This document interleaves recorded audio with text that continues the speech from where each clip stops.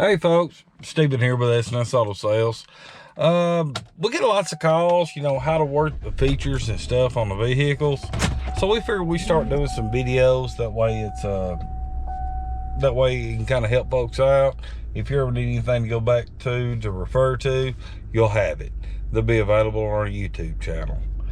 Okay, today we're doing a 2013 Chevrolet Tahoe.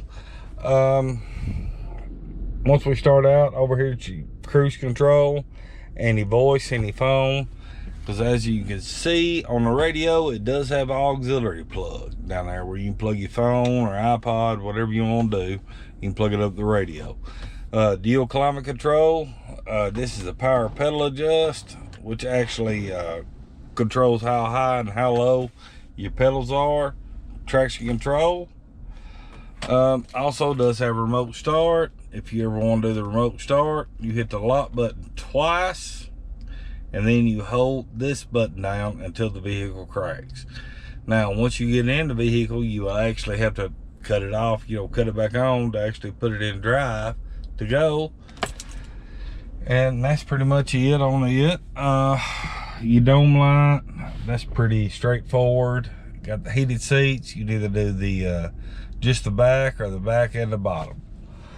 Also,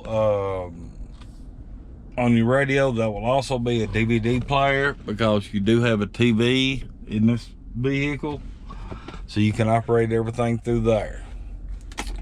Passenger side does have the heated seats, as you can see. And then if you pull up the console lid, it does have the USB plug and auxiliary plug, like for a cigarette lighter plug.